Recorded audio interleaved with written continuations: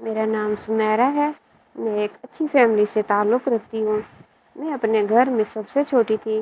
میرے ماں باپ کے علاوہ میرے تینوں بہن بھائی بھی مجھ سے بہت پیار کیا کرتے ہیں۔ وہ میری ہر خواہش پوری کرتے۔ میں جو فرمائش کرتی ہوں اسے پورے کیے بغیر چین سے نہیں بیٹھتے تھے۔ زبان پر الفاظ بعد میں آتے اور خواہش پہلے پوری ہو جایا کرتی تھی۔ کچھ عرصہ پہلے میری امی کی کینسر کی وجہ سے وفات ہو گئی۔ پھر ابو نے بڑے بھائی کی شادی کر دی۔ میری بھابھی بھی بہت اچھی تھی، وہ بھی میرا بہت خیال رکھا کرتی۔ میرے بھائی کی شادی کو 1 سال ہو گیا تھا اور اس 1 سال میں اس نے مجھے ماں کی کمی محسوس نہیں ہونے دی۔ میرے بھائی نے میری شادی کی ذمہ داری بھی اسی کے سر کر دی۔ اس نے میرا رشتہ ڈھونڈنا شروع کر دیا۔ ان دنوں میرے پیپر ہو چکے تھے، اس لیے میں دوستوں کے ساتھ آئے روز آؤٹنگ پر نکل جایا کرتی۔ یوں ہی ایک دن ہم سب دوسرے ہوٹل میں بیٹھ کر لنچ کر رہے تھے جب اچانک ویٹر نے پھولوں کا ایک گلدستہ میری ٹیبل پر رکھا اور کہا، کسی نے یہ میرے لیے بھیجے ہیں۔ میں بہت حیران ہوئی کہ میرے لیے کون بھیج سکتا ہے۔ میں زیادہ غور نہیں کیا۔ اس کے بعد اکثر ایسے ہی ہونے لگا۔ مجھے روزانہ پھول ملنے لگے۔ آہستہ آہستہ مجھے بھی ان پھولوں کی عادت ہو گئی۔ میں دیکھنا چاہتی تھی کہ وہ کون ہے جو مجھے پھول دیتا ہے۔ ایک دن میں چھت پر کھڑی تھی کہ میں نے دیکھا کہ ایک شخص جس نے بلیک جیکٹ پہنی ہوئی تھی میرے کمرے کی کھڑکی کے اندر پھول پھینک کر چلا گیا۔ میں بھاگ کر نیچے گئی مگر تب تک وہ شخص جا چکا تھا۔ اس شام کو بھابھی نے میرا رشتہ طے کر دیا۔ میرا دل نہیں کر رہا تھا مگر میں تو اس پھول بھیجنے والے شخص کو جانتی بھی نہیں تھی۔ شاید میری قسمت میں یہی تھا۔ حیرت کی بات یہ تھی کہ جب میرا رشتہ طے ہوا شاید اس کو بھی پتہ چل گیا تھا کیونکہ وہ اب پھول نہیں بھیجا کرتا تھا۔ شروع میں اداس رہی مگر پھر میں نے اپنا دھیان اپنی شادی کی تیاری میں لگا دیا۔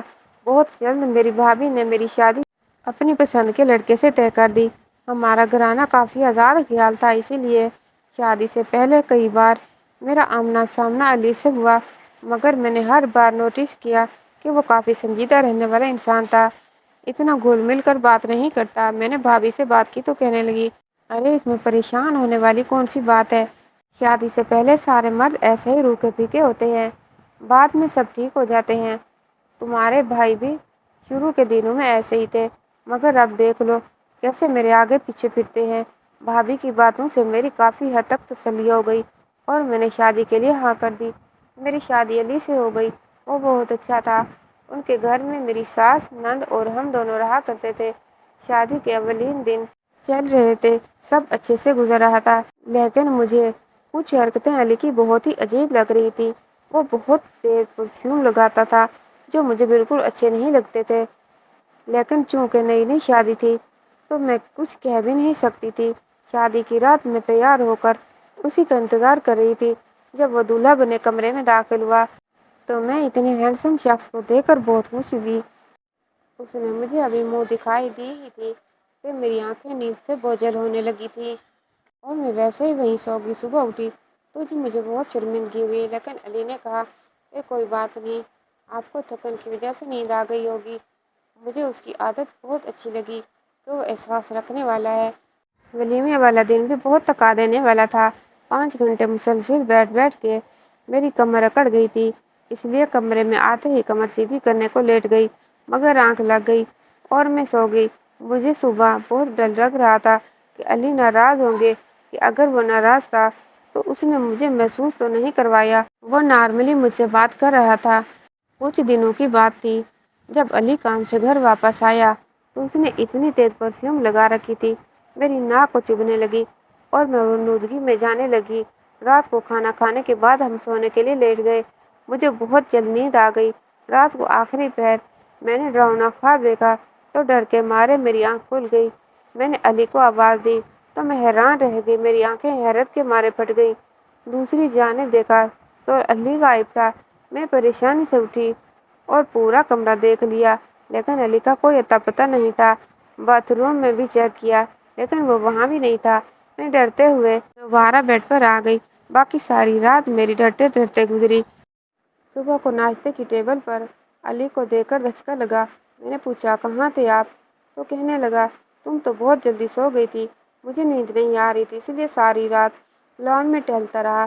مجھے اپنے آپ سے شرمندگی ہوئی کہ بیوی کا کام شوہر کو خوش رکھنا ہے اور میں روز 9 بجے سو جایا کرتی ہوں پتہ نہیں شادی کے بعد اتنی جلدی نیند کیسے آنے لگی تھی۔ اپنے گھر میں تو میں 2 یا 3 بجے تک جاگا کرتی تھی، یہاں پتہ نہیں کیوں علی کے گھر آتے ہی مجھے نیند کے جھونکے آنے لگتے۔ مجھے علی کے چہرے پر ناراضی تو نظر نہ آئی، مگر میں اس کا طنز سمجھ گئی تھی۔ اگلے دن میں نے دوپہر میں سو کے نیند پوری کر لی تاکہ رات کو جلدی نہ سوؤں۔ شام ہوتے ہی میں نے تیار ہونا شروع کر دیا۔ تیار ہو کر میں نے علی کا انتظار کرنا شروع کر دیا۔ جیسے ہی وہ آفس سے آیا، میں نے اس کے ہاتھ سے بیگ لیا اور خود مسکرا کر اس کو دیکھنے لگی۔ یہ تھا کہ وہ میری تعریف کرے گا کہ تم بہت خوبصورت لگ رہی ہو، مگر شاید اس نے مجھے دیکھا تک نہیں تھا، اس لیے میں اس کے پاس چلی گئی۔ مگر یہ کیا، اس کے پرفیوم سے مجھے چھینک آنا شروع ہو گئی۔ علی نے بہت تیز پرفیوم لگائی ہوئی تھی، اتنی تیز کہ کچھ ہی منٹوں میں میرا سر چکرانے لگ گیا اور میں پھر غنودگی میں چلی گئی۔ پھر کیا ہوا مجھے نہیں پتا۔ صبح اٹھی تو سر بھاری سا ہو رہا تھا۔ اچانک میری نظر اپنے ہاتھوں اور پیروں پر پڑی تو میری جان نکل گئی۔ میرے ہاتھوں اور پاؤں پر سوجن پڑی ہوئی تھی۔ میں سمجھ نہ پائی کہ معاملہ کیا تھا۔ علی بھی کمرے میں موجود نہیں تھا۔ ناشتے کی ٹیبل پر ساس نے مجھے کہا، تمہارے ہاتھوں کو کیا ہوا؟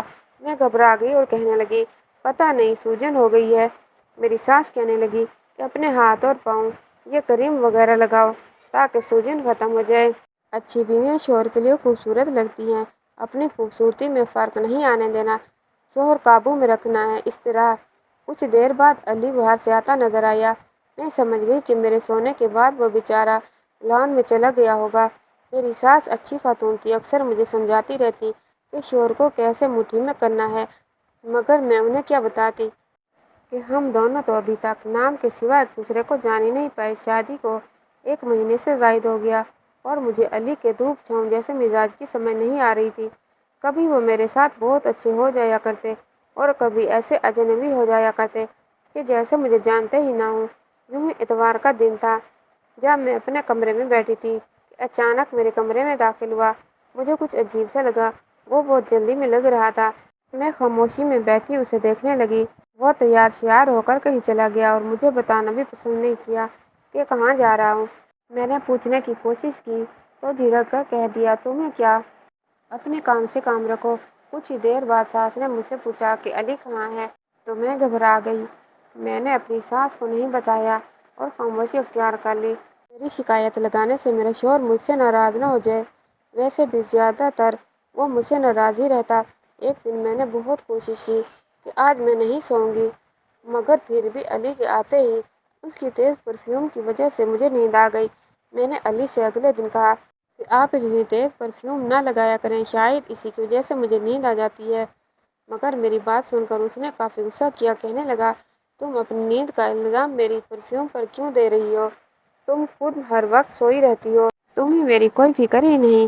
شوہر کام سے گھر آئے تو بیویاں مسکرا کر استقبال کرتی ہیں اور تم سو جایا کرتی ہو۔ میں اس کی اس بات کو سن کر بہت روئی، لیکن باوجود کوشش کے اس کی پرفیوم کی وجہ سے مجھے نیند بھی آ جاتی اور صبح ہاتھ پاؤں بھی سوجے ہوئے ہوتے۔ میں خود کو سونے سے نہ روک پائی۔ اب تو میری ساس کو کچھ اندازہ ہو گیا کہ ہم دونوں میں کیا چل رہا ہے۔ اس نے بھی مجھے باتیں سنانا شروع کر دی کہ میں اپنے شوہر میں دلچسپی لینے کے بجائے سوتی رہتی ہوں۔ میں کمرے میں آ کر بہت روئی۔ میں نے شروع سے سارے معاملے پر غور کیا۔ یہی سمجھ میں آیا کہ اس پرفیوم میں ہی کچھ ایسا ہے جو مجھے سوٹ نہیں کرتا۔ میں نے ڈریسنگ ٹیبل پر پڑی ہوئی ساری پرفیوم سونگھی، مگر جو پرفیوم علی لگاتا تھا وہ کہیں نہیں تھی۔ اس کا مطلب تھا کہ وہ باہر سے ہی لگا کر آتا تھا۔ رات کو علی گھر آیا۔ جب فریش ہونے باتھ روم میں گیا تو میں نے چوری چوری اس کے بیگ کی تلاشی لی۔ بیگ کے اندر ایک پرفیوم کا ڈبہ پڑا تھا۔ میں نے بے اختیاری میں سونگھ کر خود پر چھڑک لی۔ اچانک خیال آیا کہ پرفیوم کی وجہ سے تو میں سو جاتی ہوں، مگر تب تک بہت دیر ہو چکی تھی۔ کچھ ہی دیر میں سو چکی تھی۔ میرا شوہر مجھے بہت باتیں سناتا تھا کہ میں عام بیویوں کی طرح اس کا انتظار نہیں کرتی، بلکہ اس کے آتے ہی سو جایا کرتی ہوں۔ مگر جب بھی اس پرفیوم کا کوئی ذکر کرتی ہوں، غصہ ہو جایا کرتا تھا کہ میں نے بھی پرفیوم لگائی ہے، مجھے نیند کیوں نہیں آتی۔ اس کے خیال میں بہانے بناتی تھی تاکہ اس سے دور رہوں، مگر میں کیسے سمجھاتی؟ مجھے تو خود سارے چکر کی سمجھ نہیں آ رہی تھی کہ پرفیوم سے مجھے غنودگی کیوں آ جاتی ہے۔ روز روز اس طرح ڈراموں سے میں تنگ آ گئی تھی، اس لیے بس ایک دفعہ فیصلہ کر لیا کہ اس بار پرفیوم والے راز تک پہنچ سکوں میں نے علی کے آنے سے پہلے ہی میں نے ڈھیر ساری روئی ناک میں ڈال لی تھی۔ علی آئے تو ان کے سامنے میں نے نیند آنے کا بہانہ کیا اور بیڈ پر جا کے لیٹ گئی۔ میں نے تھوڑی سی آنکھیں کھول کر دیکھا، علی نے اپنے بیگ سے وہی پرفیوم نکالی اور مجھ پر دوبارہ ڈھیر ساری پرفیوم چھڑک دی۔ میں ششدر ہو گئی، یعنی وہ خود چاہتا تھا کہ میں سو جاؤں اور الزام مجھے دیتا رہا کہ میں جان بوجھ کر سو جاتی ہوں۔ وہ تو شکر تھا کہ میں نے ناک میں روئی ڈال رکھی تھی اور سانس بند کر لیا تھا تاکہ اس پرفیوم کا اثر مجھ پر نہ ہو۔ مجھ پر پرفیوم چھڑکنے کے بعد خود نہانے چلا گیا۔ نہا کر وہ کمرے سے باہر چلا گیا۔ اس کے جانے کے بعد میں حیرت سے اٹھ کھڑی ہوئی کہ دیکھوں تو صحیح وہ کہاں جاتا ہے۔ علی ساری رات لان میں کسی سے فون پر بات کرتا رہا۔ میں الجھن کا شکار ہو گئی تھی کہ آخر یہ کیا ماجرا ہے، وہ مجھے خود سے کیوں دور کر رہا تھا اور الزام بھی مجھ پر ہی لگاتا رہا۔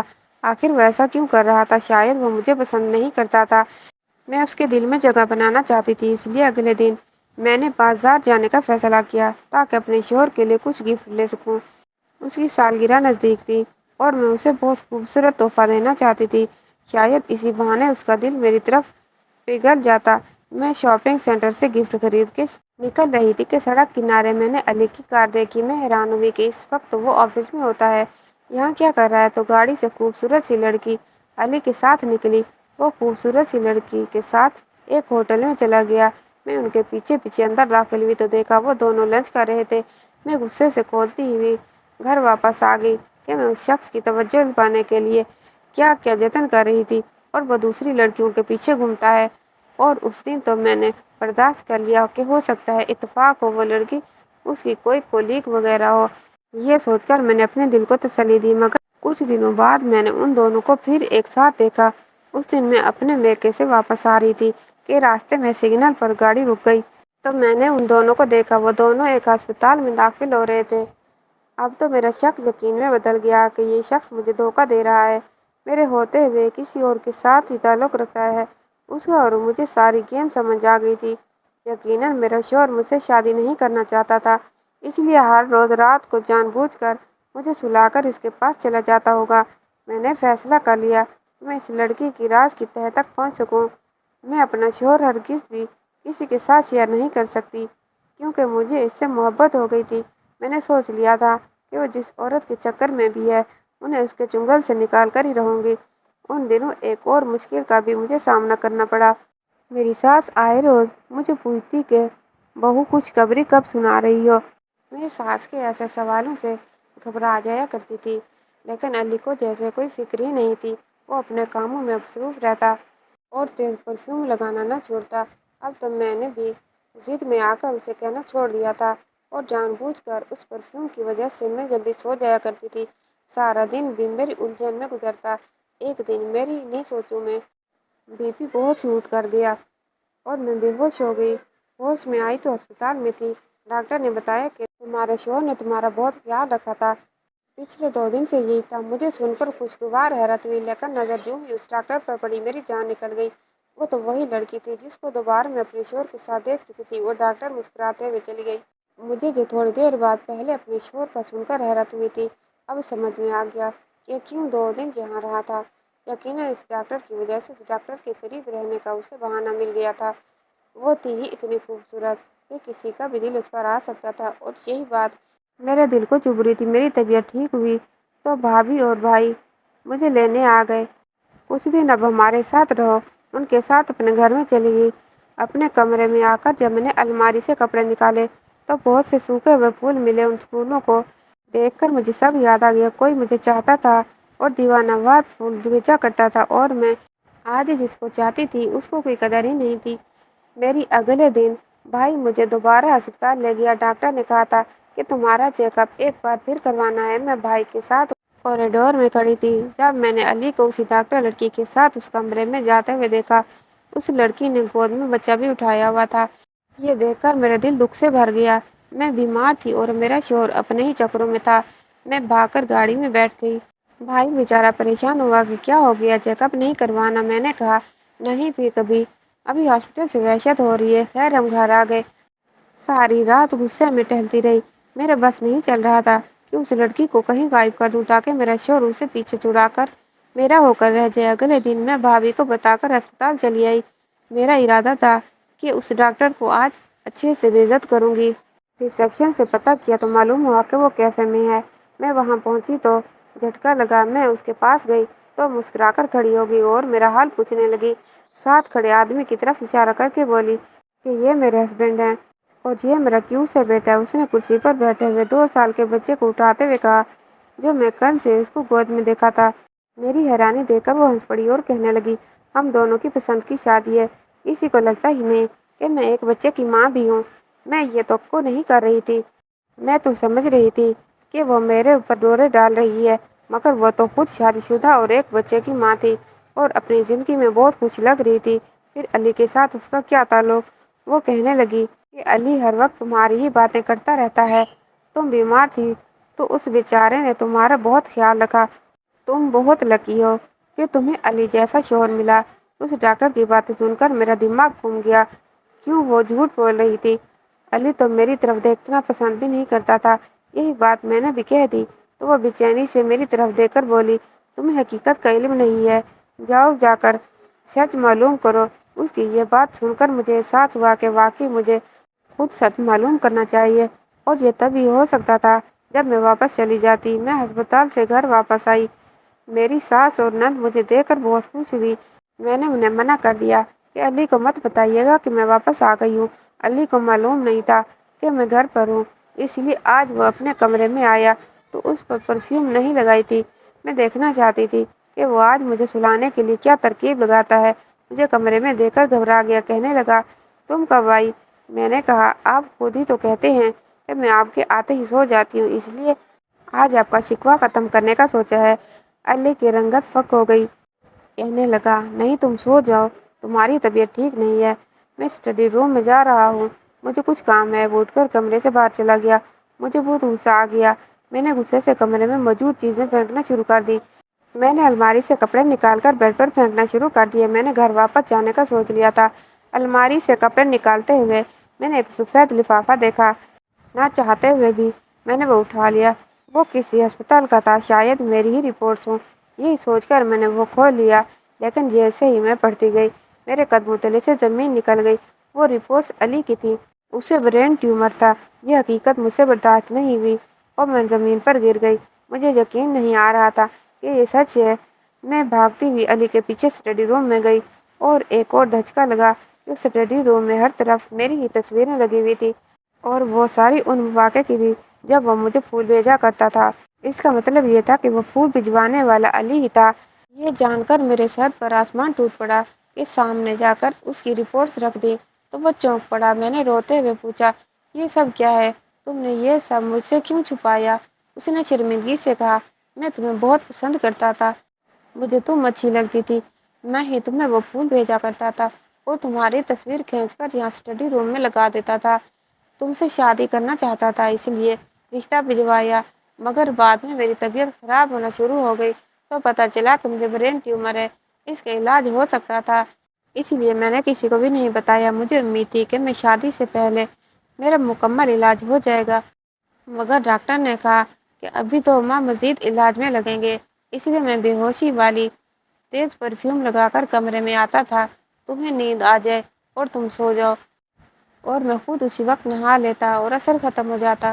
بس میں چاہتا تھا مکمل صحت یاب ہو جاؤں، پھر ہی تمہیں یہ سب بتاؤں گا۔ میں نے سوچ رکھا تھا کہ اگر میں صحت یاب نہ ہوا تو میں تمہیں آزاد کر دوں گا تاکہ تمہارے ساتھ ناانصافی نہ ہو۔ وہ لڑکی میری کالج کی دوست اور میرے دوست کی بیوی ہے اور ڈاکٹر بھی ہے۔ میرا علاج اس کے ہسپتال میں ہو رہا ہے اور وہی کر رہی ہے۔ میں جانتا ہوں کہ تم مجھ پر شک کر رہی تھی، تم نے ہمیں اس دن لنچ کرتے ہوئے دیکھ لیا تھا۔ اس دن میرا دوست بھی ہمارے ساتھ ہی تھا۔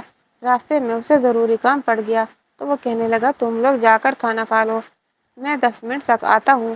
تم اسی وقت ہمیں دیکھ کر واپس چلی گئی اور جانے کیا سوچتی رہی میرے بارے میں۔